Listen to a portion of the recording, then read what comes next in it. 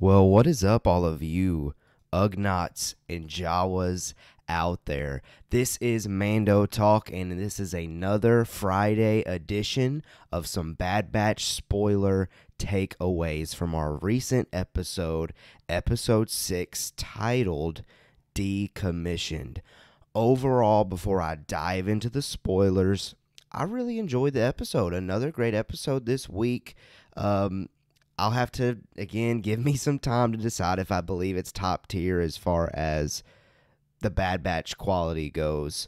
But overall, I had fun, and we're going to dive deep into this with some spoiler talk, just some quick takeaways. But we're going to dive even deeper into it again on Monday when our full podcast YouTube video episode comes out. Me and Zach and whoever joins along. Again, I keep teasing up Jacob. He's around somewhere. He's just been busy recently. We're going to have some fun talking about that. Couple of things though. Remember, subscribe to our channel, like this video, and comment on this video. It really helps us a lot as far as getting these type of videos and our content and our channel out there. So if you would please do that, we would really appreciate it. And also check us out on Twitter at Mando Talk. Later today, I'm actually going to put a poll out there to see what your thoughts on the Bad Batch episode 6 was. So always follow us on Twitter to stay interactive or be in the loop with what we're thinking as far as what's going on in the Star Wars galaxy right now. So let's dive into it. No more plugs. Let's just talk these quick spoiler takeaways for episode 6 of the Bad Batch, again titled Decommissioned. The Bad Batch officially, I guess, in this episode become bounty hunters for Sid, and I know that was something that Zach was really interested in seeing, and we get it delivered. Sid brilliantly says, I mean, it's simple. They make money. The Bad Batch makes money. She makes money, and she watches their back. Everybody's happy. That's her pitch to them, and they're good for it. Speaking of Sid, though, those bow and arrow skills, whenever Omega is trying to learn how to use that bow, and she just shows up and just bow, bow, bow. Awesome. I continue to love the character of Sid. That's all we really get of her this week, but I like that we already get to see more of her. The Bad Batch, so the mission that she gives the Bad Batch is they're after a tactical droid on the planet Corellia. We know Corellia. That is the home planet of Han Solo. And we also know that that planet plays a huge role in the development of TIE fighters, Star Destroyers, and a lot of Imperial weaponry. Ships. So I would love to see that even more so in the Bad Batch, because for us here at Mando Talk, we love the Empire stuff that we keep getting. I think that would be a pretty cool plot line to see kind of going on in the background, which we got a little bit of it. We saw it in the distance in the background in one of the shots. I would like to see more, honestly. Now, while they're on Corellia, obviously I think the biggest takeaway for me is the return of Rafa and Trace from the Clone Wars final season, their arc with Ahsoka Tano. We just recently saw them. Pretty cool moment to get them connected in this episode somehow. However, I was not expecting them arriving when I heard Corellia. I was thinking, maybe my most favorite Star Wars character ever in Han Solo. He's probably still in his youthful ways right now, but we could have seen maybe just a kid Han Solo running around doing some things. Who knows? But overall, it was cool to see Rafa and Trace back in the franchise, because, again, I just love connections, and that was a great connection this week. So, yeah, overall, it made me happy to see it. Now, what this led to, since they were after the tactical droid, as well as the Bad Batch was after the tactical droid, it led to an interesting dynamic going on. They were against each other. They were fighting against each other, arguing against each other. But then they started working with each other, and eventually, toward the end of the episode, they're full-on buddy-buddy with each other, even, going as far to say, Omega says, you should come see us sometime. So, interesting little dynamic there, plot there. I'm sure we're not done with those characters, especially with the big thing, the big tease that happened at the end, and I'll definitely talk about that here in a minute. But before we get there, Wrecker, man, officially, I was initially wrong.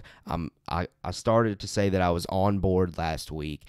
it's going to happen now at this point. Wrecker hits his head again, and he begins to say the famous line from Crosshair from this season so far: good soldiers follow orders. He never got to the point where he said all of it, but he's definitely going down that path. The more he hits his head, the more signs are presenting themselves. But luckily, he slowly snaps out of it for this week's episode.